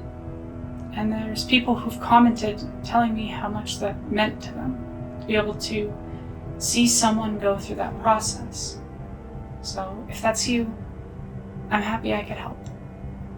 I knew I needed to come back here. I knew I needed to come back and save you. It's hard to take ownership of self when you've spent an entire lifetime trying to be everyone else's projected idea. It's important you know that it's okay if it's not easy to let go. An egg can't hatch without violently breaking its shell, and some shells are harder than others. Sometimes one must accept that to move on, you have to painstakingly let go of the past. So while he might be a part of my history, that does not mean he has to have any bearing on who I am or what my story will become going forward. I started the pink opaque again, and it was nothing like I remembered it. I think an important thing to understand about queer healing and queer self-discovery is that it is not independent of our relationships, but intrinsically intertwined with them. It's something I think a lot of non-queer people miss when they try to write about us. They write us only as an I and not also a we, to borrow an idea from a speech in Sense8. Learning to love oneself should not be a predicate for letting others love you that places the cart before the horse. Other people encouraging you to love yourself and telling you what is lovable about you can open up closed doors of self-acceptance, self-kindness, and self-understanding. Sometimes, if I'm being honest, often, I struggle with feeling like I am a burden or that I am broken. Not helpful feelings, but ones I have nonetheless. And the reality is that not being able to be kind to yourself, being unkind to yourself, hurts those who care about you. So anytime I have those types of thoughts, What I try to do now is think, what would Penn, or someone else who loves me, think if they heard that? It doesn't immediately fix everything, but it does help. My brain's knee-jerk reaction to my partner complimenting how I look or screenshotting a selfie because they liked it is still, oh God, why would you do that? Why would you think I look good? And unlearning that is important. Though fighting that impulse kind of feels like trying to make your hand go onto a hot stovetop. Brain and body don't really want to comply. And it sucks realizing, oh God, I have to be kind to myself as an act of practice? But you do! You have to practice it. There's not some magic on switch for self-love, or for any type of love for that matter. Because love is not something you can just do passively, it's something you have to actively put into the world. And that includes being kind and loving yourself. It is a skill, so you gotta put the work in. The tragedy of Owen is partly that they run from any type of love or care because it scares them. The tragedy of Tara is that she cannot save someone who does not want to be saved. She can merely open the door of possibility until they're ready to come through. You can't tell anyone we're leaving. Not anyone. The shot of Tara defeated as once again her best friend flees back into the closet ruins me, because she is constantly being left by those closest to her due to her queerness and them not accepting theirs. First Amanda, and then Owen Isabel twice. Owen's reluctance hurts not just them, but those who care for them. You can't tell anybody about this. Not like last time. In a cruel and awful way, it can sometimes be easier to be numb and empty. The thing about depression is it makes you feel like it's never going to end when you're in it. That the misery is inevitable and that doing anything to act in such a way that fixes that misery would be fruitless or even dangerous. In a strange way, my 26th birthday devastated me. I think perhaps because it meant I lived twice as long as I ever expected to, or at one point intended to. My previous video was supposed to release a lot sooner, but I just sort of fell apart after graduating in June. To be fair, there was about a dozen heavy, large life things happening all at once for me, on top of difficult things happening to pretty much everybody I care about all at the same time. But I think one element of it was that there was so much change, and change is difficult. And to be clear, I am doing better than when I was younger. My depressive episodes tend to last less long, and I know how to handle them much better. But too many events and changes all at once was overwhelming, and I felt adrift. It just took me a while to figure out where to go from there. When we meet Owen, they are close to the transition point from elementary school to high school. Across the film, we witness them at points where things could change. They're in a constant liminal state, always on the cusp of, but not crossing, thresholds. The scene in the gym is for an election, the possible point of change for a political system. But there is no change. There's just only the status quo. It's time to for the sex of old again. The choice to place this in the 90s ties the film's story to the concept of America's end of history, a period of thought dominated by saying, imagine nothing new, for there's only the endless present. The horror at the center of the film is inaction and stagnation, the inability to change or grow, of accepting a dominant system and its placement of you in it.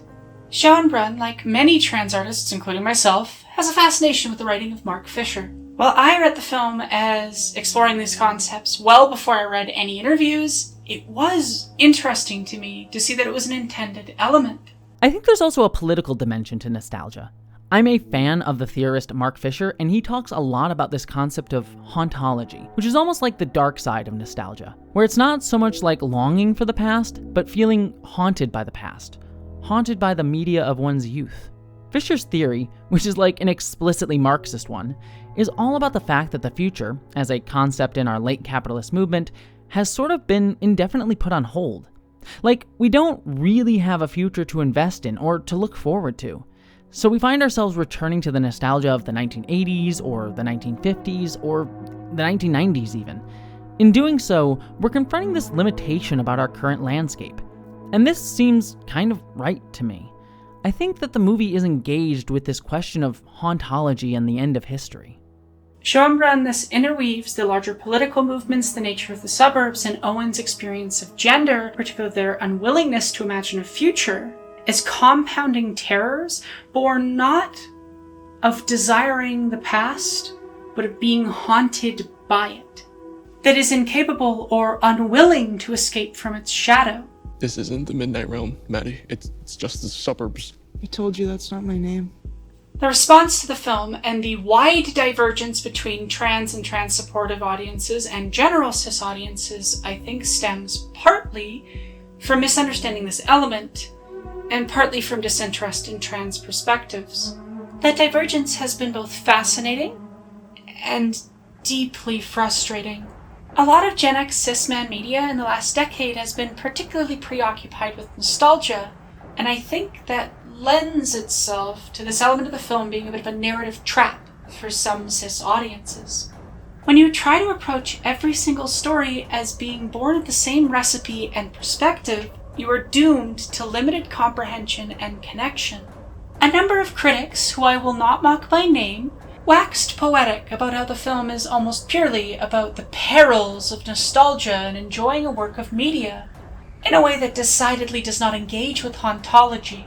While you can interpret it that way, this reading is very limited.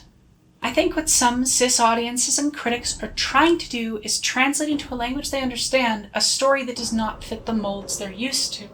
To interpret the film as exclusively and primarily about the perils of nostalgia requires ignoring a great deal of the text and outright denying the queer subtext in some cases. When Owen returns to the media, he does not see it through the lens of nostalgia, after all. As well, you cannot be nostalgic for something that you are seeing for the first time, which is when we see that rose-tinted view. To be clear, I'm not arguing for auteur theory here. I do not disagree with these takes because of their divergence from authorial intent, but for their lack of support in the text. For example, Owen running away from the thing they're nostalgic for, their connection with Maddie Tara, is the thing that brings on the horror of the entire second half of the film, which kind of contradicts viewing nostalgia as the main source of horror. I have consistently seen, paired with the "it's primarily about the dangers of nostalgia" take, a dismissive or outright condescending and rude tone towards anyone who reads the film through a queer subtext and lens, or anyone who reads Maddie and Owen as being Tara and Isabel. Which is a take I guess you could have.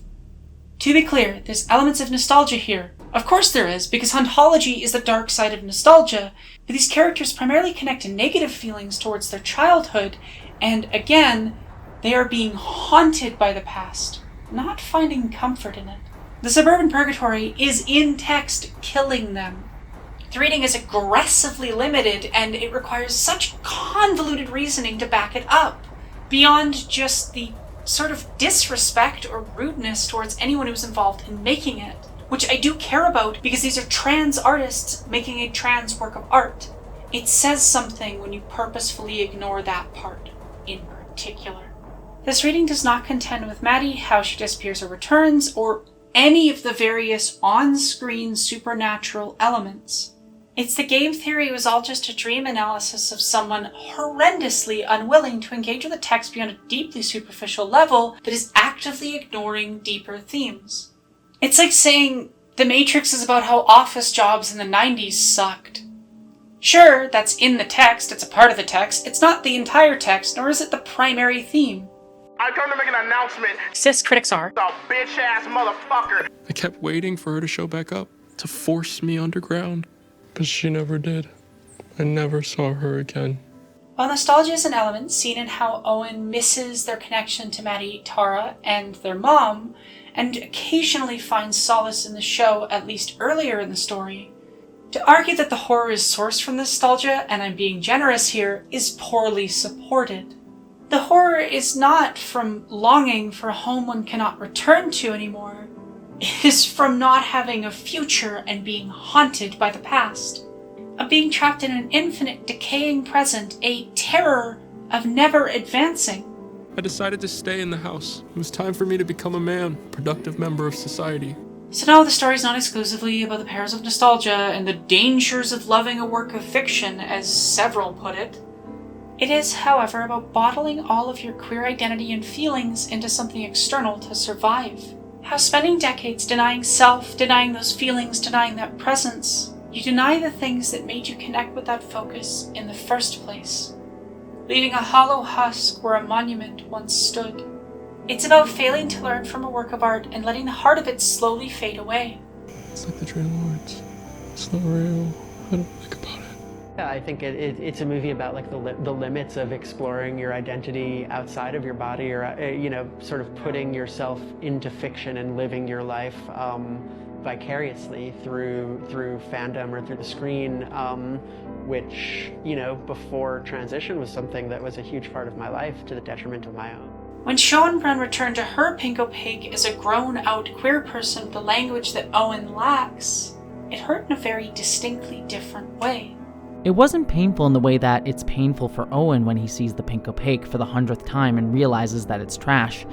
It was painful because I still loved it, and I still thought it was amazing, and I knew it by heart, but I hadn't seen it in a while. I was remembering all of these lost memories of it. I remember how much every one of those moments meant to me, and what those characters meant to me, and the way that that episode had so beautifully expressed everything I loved about this thing that I loved more than I loved anything else at the time. Owen returns to the show hoping he can somehow reclaim the glow that he has smothered. The scene is about feeling futureless and not finding any comfort in nostalgia. Something I don't think is remotely unique to trans people, but a universal experience, particularly for my generation, of struggling with the dread that there is no future for us. It is about feeling haunted rather than comforted by the past. Connection between Tara and Isabel and their mutual investment feeding off of each other is a large part of what creates the glow for them. After all, we only consistently see Isabel experience the glow with Tara after that initial pull from the ad. If you leave, I won't have anyone to watch the Pink Opaque with. The show opened up something inside of them together. Tara unpacked it, and Isabel ran from it. For Isabel, after rejecting everything meaningful, after severing the psychic connection, all that is left is a faded memory of a dream from childhood. That dream became a nightmare, the warm pinks replaced with cold blues. This self-denial leaves the Pink Opaque show a canned, childish imitation of something once beloved. Whole thing felt cheesy and cheap, dated, and not scary at all. When Isabel says she feels embarrassed by it, it is a reflection of her being embarrassed by the queer part of herself she put into it. Its emptiness, a reflection of how empty she made herself. The magic she felt was not the show on its own, it was a part of herself she invested into it. To say the film is about how nostalgia is dangerous, I think oversimplifies. After all, it's the connection with the work that saves Tara and, as implied at the end, saves Isabel. It is only by truly opening up and examining the past that she can imagine a future different from it. It is only through repositioning her life through the lens of queer relativity and not heterotemporality that she can imagine a future beyond heterotemporality. The film doesn't see nostalgia as a simply evil feeling. It represents both the beauty and the pain of it. It knows that nostalgia can become toxic and stagnant, but also can be the source for reconnection when used right. It understands how capitalism takes the beautiful pieces of childhood and sours them through inducing passivity and emptiness. To be honest, I've never seen a more direct, obvious validation of my theories around queer relativity, both its temporal and linguistic elements, than the response to this film.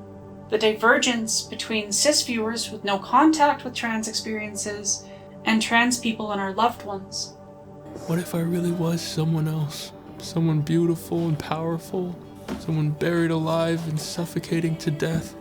In Queer Relativity, I discussed Arrival and Story of Your Life, at one point quoting Ted Chang. What if the experience of knowing the future changed a person? What if it evoked a sense of urgency, a sense of obligation to act precisely as she knew she would? Owen Isabel does the opposite. She runs from that possibility. She flees from the inevitable crashing down of past self. Even as it slowly eats her away, she clings to the known fiercely and tirelessly. She denies the future. But I know that's not true. That's just fantasy. Kid stuff. Bridget Lundy Payne has stated that she plays the third version of Maddie Tara as alien to this world. She's who Owen knew, and also not. To Owen, running from any connection to this, she feels wrong, off, distant. He cannot understand them because Owen does not understand himself. Not until he is willing to open up and peer inside.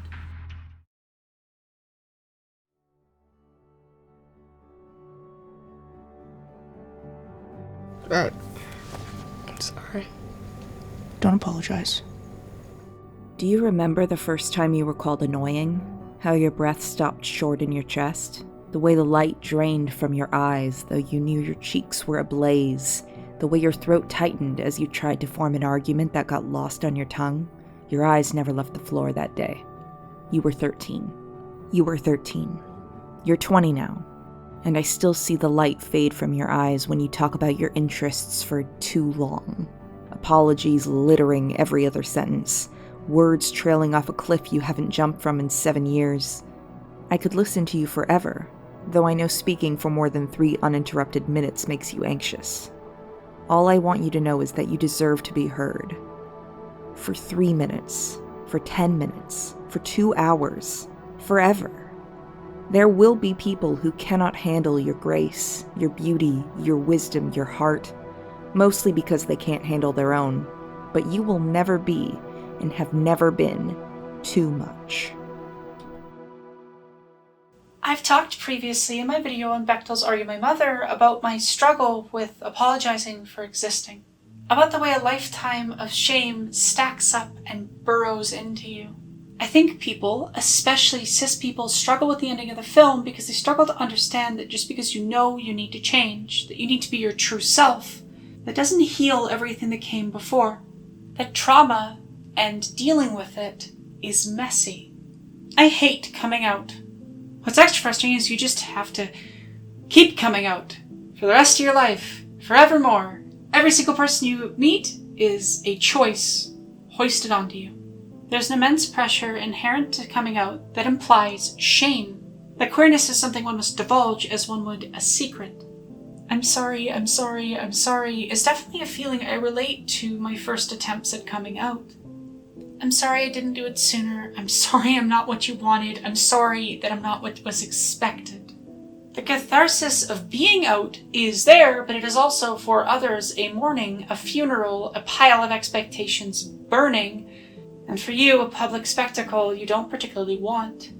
When my transphobic family member confronted me the final time I ever saw them, they called me an embarrassment to everyone in my family, especially my parents. This is categorically untrue, but didn't sting any less. Didn't help at all with the anxieties that keep me up at night. I even got a family of my own. I love them more than anything. It is unfortunately rare for trans people to be able to maintain the connections and ties they are bound to. Even if things turn out okay, the fear of rejection can have a vice grip upon you before you know, especially if you struggle with anxiety. It's also rare that we can continue with jobs and work that we've held in the past. I think Isabel working at a kid's place heightens this, considering the extreme scrutiny with which trans people, especially trans feminine people, interacting with kids is placed under. I think it's also apt that her Arrested Development has left her at the same place for decades. A place that, if this world is anything like ours, would be slowly dying out. Her inner space is reflected onto the external world around her.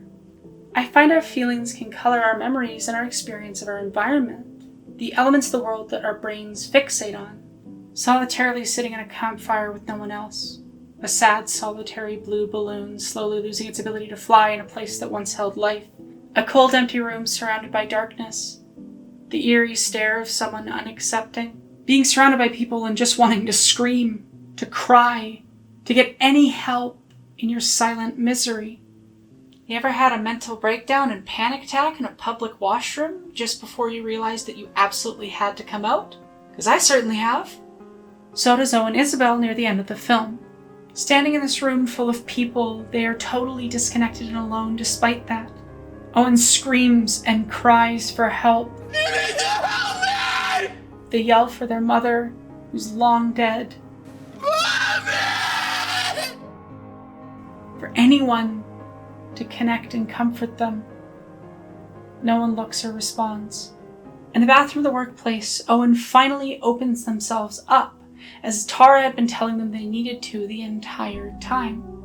Much earlier in the film, Maddie Tara discusses this exact thing with them on the bleachers in the same field where they'll later try to save them. Maybe you're like Isabel, afraid of what's inside you. And again when giving their monologue in the transformed space of the planetarium gymnasium. You told me yourself you felt it, remember? On the bleachers? And I haven't told you anything tonight that you don't already know. Isabel is overwhelmed at the realization that she is the glow. That wondrous glow. It was there all along. Not in the work she projected into, but within herself. Yet even as she comes to this realization, even as she knows she is Isabel, she can't help but apologize for existing. Sorry about before. But she's at least taking the journey to change, even if it's difficult now. There are a lot of people who are going to walk away from this movie with questions and debating the ending. What's your interpretation of it?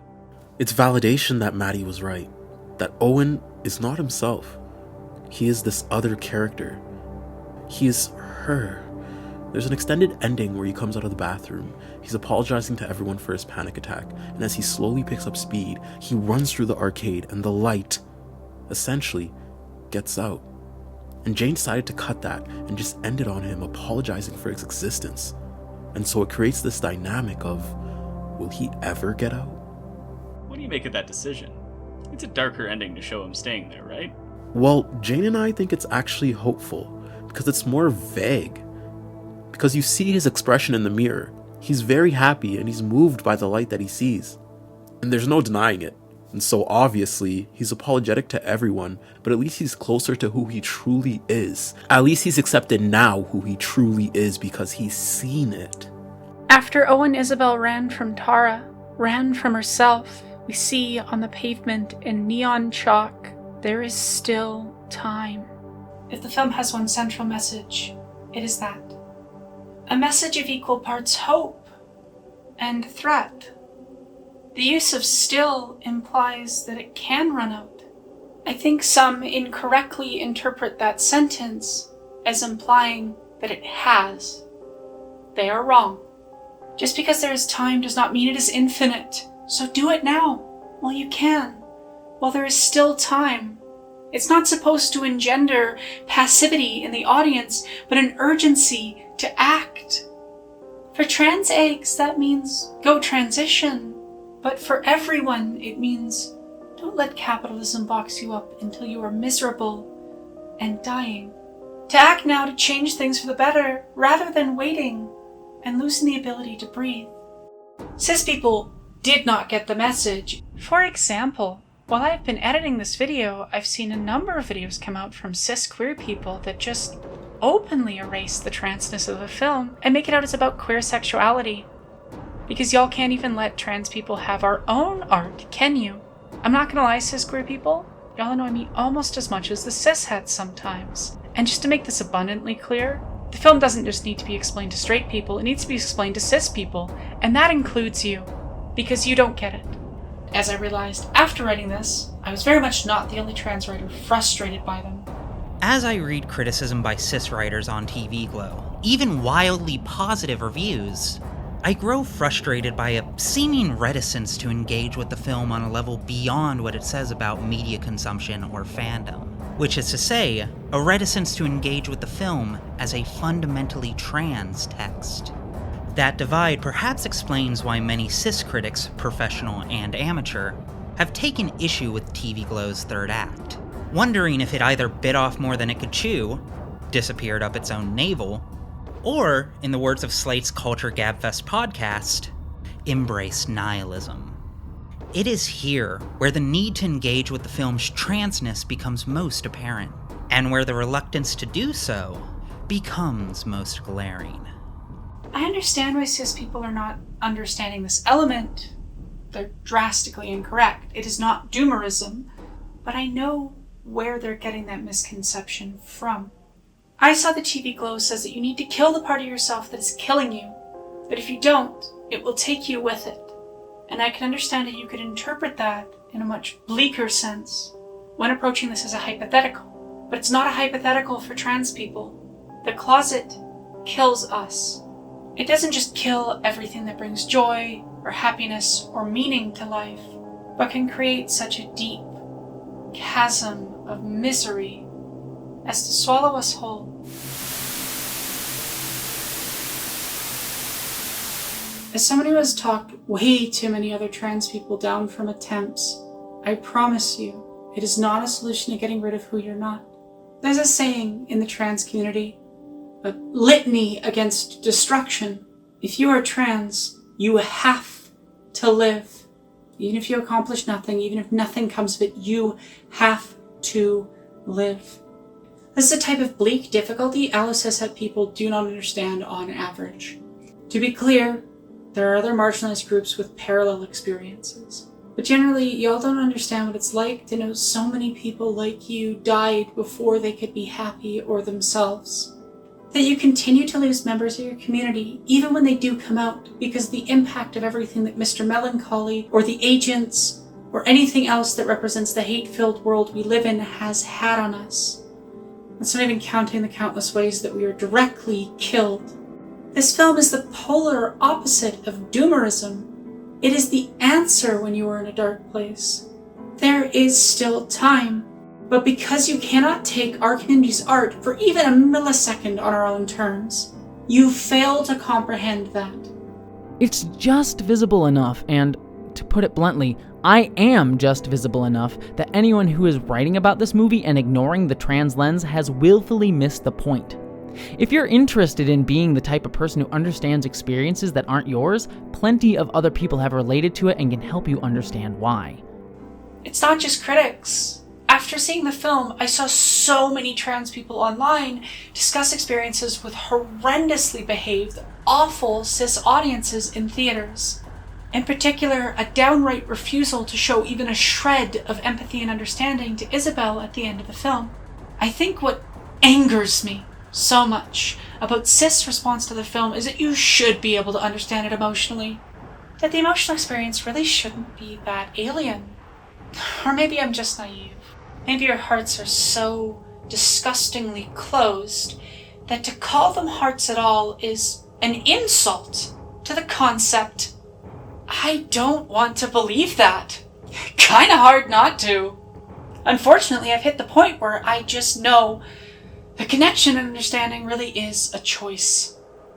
There are cis critics that got it. Just take my friend Bibbs, for example. And the second time I watched the film was with LK, and she perfectly understood it. Though, to be fair, Lady Knit's also been there for my entire transition and is a bit like my own Tara. She was the first person to really open the door to me seeing my womanhood. And I know plenty of cis people who are close to me that would get the film and be emotionally affected. What I've seen is that the cis people who get it are all in community with trans people or are deeply curious and willing to seek us out and learn from us, even if they don't know us personally. So I can't help but ask, is it really just a choice? I can't accept lack of capabilities, so my only conclusion is that you choose not to, and that is unfortunately not just restricted to those who don't know us personally. Watching people I'd known and trusted and thought loved me cut off any curiosity or empathy or understanding because I finally let my true self be free of a grave, hurt 10,000 times more than every hate comment and harassment campaign and attempted assault and slurs yelled at me in streets. Because you were able to love the husk that used to be here, but you couldn't love me. It's even harder when it's not overt hate, just an erosion of any love or warmth, a cold indifference, an empty space where love used to be. You used to be nice, or did you never used to be? I think think seeing so many other trans people's experiences online, of going to the theater with predominantly cis audiences and experiencing those audiences behave in heinous ways, ranging from a rude, callous disregard to outright bigoted hate and slur yelling, especially in response to something that hit us so strongly, that hurt. I think it broke one of the last remaining shreds of hope I have for cis people at large. To speak about some ugly feelings I've been struggling with, I am, to be honest, terrified for our future. Unless cis people do the one thing I grow increasingly pessimistic about your capability of, and actually fucking care, I don't see things getting better. I have tried very hard to stave off this feeling, but sitting with LK the day after we watched the film, I broke down and admitted it. I genuinely believe at this point that most of you would sit aside and guiltily, secretly smile and enjoy as we are ripped apart by your neighbors and sons and brothers and fathers and daughters and sisters and mothers and friends. Our suffering is at best pornography to far too many of you, and for the rest, gleeful entertainment. Even admitting these feelings might participate in that. Clap along as the mentally ill girl expresses her pain, or whatever Bo Burnham said. Most of you refuse to correct someone when they misgender us, so we have to do it. Most of you can't even politely stand up to your friends and family. How am I supposed to expect you to stand with us against governments and police and armies? The worst part is I know that I do not feel alone in the staggering isolation that my and many marginalized communities experience. And I also know that most of you pat yourselves on the back about being great allies when you can't even do the basic things I mentioned above. I mean, you can't even stop giving money to Wizard Turf. I didn't do fucking shit! I'm not giving up, to be clear, not even slightly. Just increasingly realizing the staggering lack of any desire you have to care about this, and how much you will have to be forced into understanding, listening, caring, and helping. I have very little kindness or patience left for cis people, and that saddens me. So experiencing and hearing of how you look at this beautiful, heartbreaking, personal work of art and respond by laughing and calling characters slurs, or just feeling nothing and being an asshole to anyone who does, really brought that home. It doesn't have to be that way for you. You can choose caring and connection and understanding.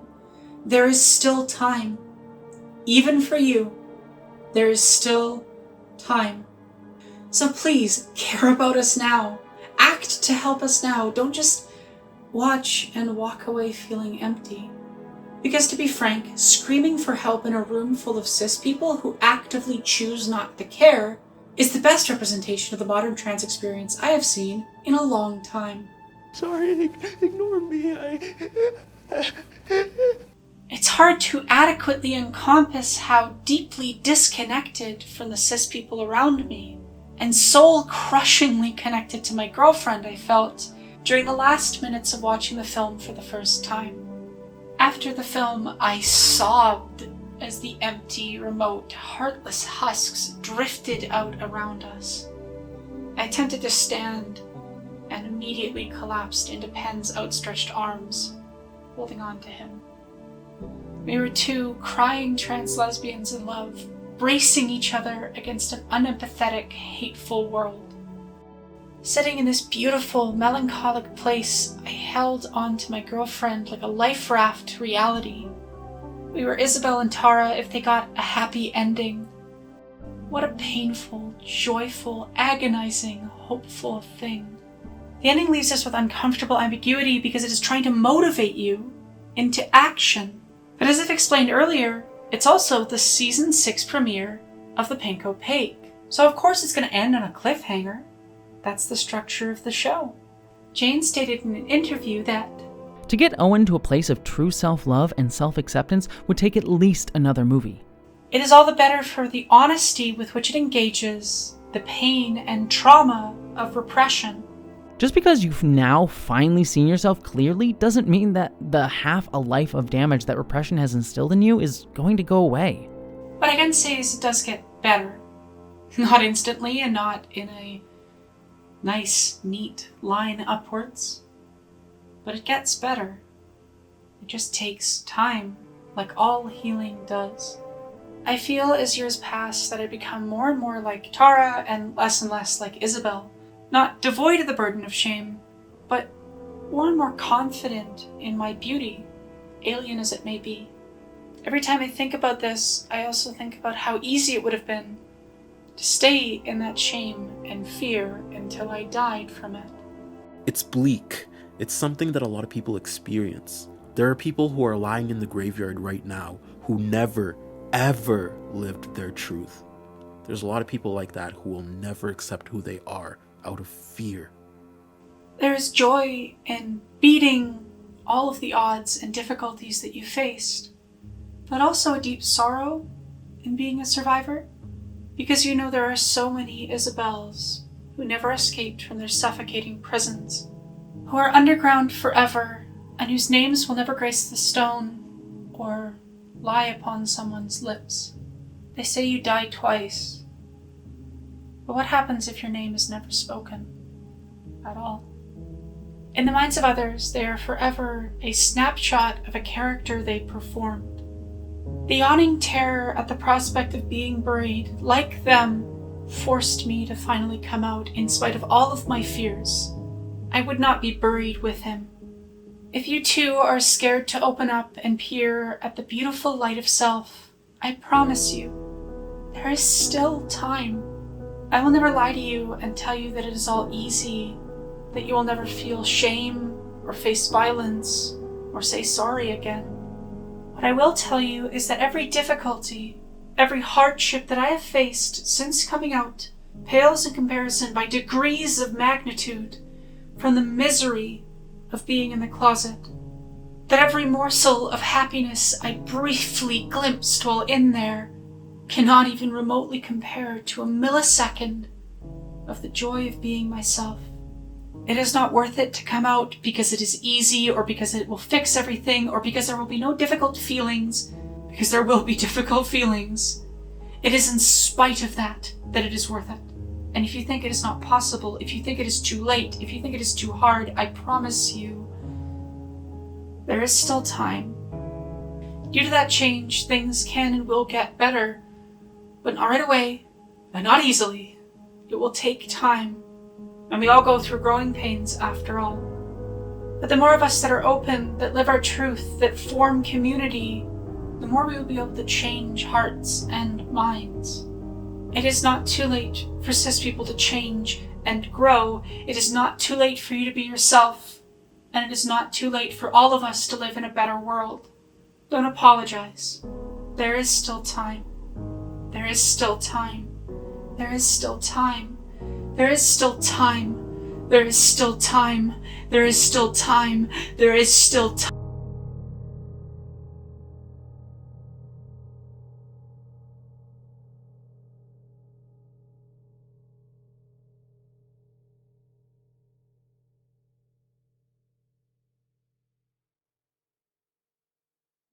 When I wrote this video, I had hoped that it wouldn't release in a world where both in my province and in the United States, racism, transphobia, and sexism had won elections for deeply bigoted, violent, and convicted men. But either result would have been an uphill battle to climb a mountain of difficulties. Even if the terrain has changed for the worse, the need for community and organized resistance has not. So what do we do about it?